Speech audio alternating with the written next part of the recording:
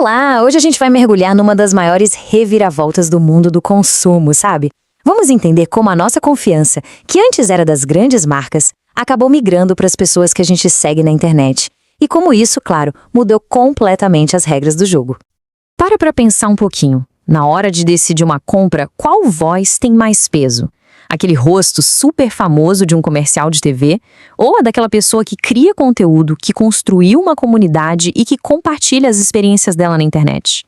Essa pergunta é o nosso ponto de partida. E essa imagem aqui, nossa, ela ilustra essa mudança de um jeito perfeito. Por décadas, a confiança era construída com mascotes, tipo da Sadia, sabe? Símbolos que as próprias marcas criavam. Hoje, a confiança vem de marcas que têm um rosto, uma pessoa por trás, como a da Bruna Tavares, que nasceu justamente dessa conexão direta com o público. Ok, vamos entender como a gente chegou até aqui. Porque essa transição de mascotes para influenciadores não aconteceu do nada, né? Ela é o resultado de uma evolução bem profunda na própria ideia do que é fazer marketing. Philip Kotler, que é tipo o pai do marketing moderno, divide essa história em algumas fases. Lá no marketing 1.0, o negócio era só vender o produto, ponto. No 2.0, o foco mudou para o consumidor, para entender o que ele queria. E aí veio o marketing 3.0, a grande virada. As empresas passaram a se conectar por valores, tratando as pessoas não mais como meros consumidores, mas como seres humanos. E com toda essa conectividade, a nossa jornada de compra virou outra coisa. Antes, era uma linha reta, sabe? A gente conhecia, se interessava, comprava. Hoje é uma teia. Uma rede de interações. A opinião da nossa comunidade online influencia a gente desde o primeiro contato com uma marca. E a lealdade? A lealdade não é mais só comprar de novo, é virar um defensor da marca. É exatamente nesse novo caminho, nessa teia, que surge uma figura super importante. Um novo personagem com um poder de persuasão gigantesco, o influenciador digital. E a diferença aqui é fundamental. Um porta-voz era uma imagem que a marca pegava emprestada para ganhar credibilidade. Já o criador de conteúdo não.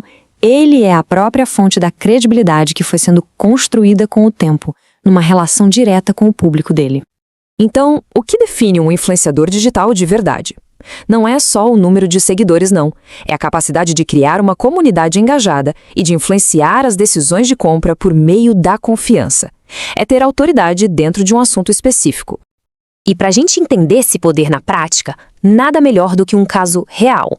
Vamos dar uma olhada na jornada da Bruna Tavares, que é a personificação dessa nova era do marketing. A Bruna começou como jornalista e criadora de conteúdo lá no blog Pausa para Feminices.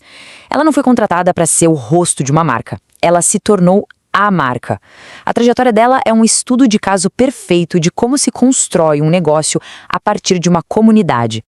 O ponto de virada foi um convite da marca Tracta. Mas, em vez de só escolher uma cor e pronto, a Bruna fez algo diferente. Ela envolveu a audiência dela no processo.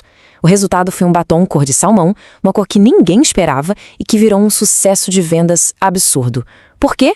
Porque foi uma cocriação. A demanda já nasceu ali, genuína. O sucesso foi tanto que, em 2016, ela lançou a própria marca. E o logo que ela escolheu foi muito simbólico. É um espelho que, segundo ela, representa a importância de a gente se olhar, se amar e fazer uma pausa para a autoestima. Isso conectou o produto a um valor emocional muito forte. E a dimensão do sucesso dela mostra o poder de ouvir o público de verdade. Quando ela lançou uma linha de bases com 30 tons, ela atendeu uma demanda por diversidade que muitas marcas gigantes simplesmente ignoravam. O resultado? 200 mil unidades vendidas em 3 dias. Isso é o poder da escutativa na prática. A história da Bruna Tavares é impressionante, mas não é um caso isolado. Ela é a prova viva de uma tendência massiva e os dados confirmam isso. Vamos dar uma olhada nos números por trás desse fenômeno. Olha só isso. Uma pesquisa sobre o mercado de cosméticos mostrou uma coisa fascinante. Se a gente somar o bom e velho boca a boca com a influência dos criadores de conteúdo nas redes sociais, a gente tem a maioria esmagadora das fontes de opinião. A publicidade tradicional ficou bem para trás. E esse impacto todo se reflete num número bem específico. Guarda esse dado: 63,2%.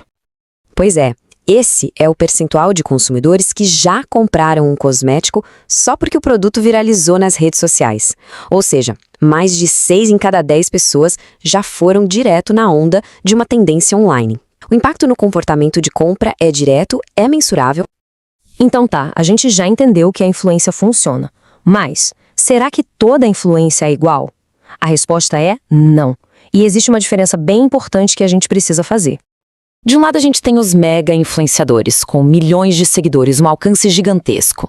Do outro, os micro-influenciadores. Eles têm audiências menores, mas muito mais focadas em um nicho e, quase sempre, com taxas de engajamento bem mais altas. A percepção de que eles são mais gente como a gente, mais autênticos, costuma ser maior.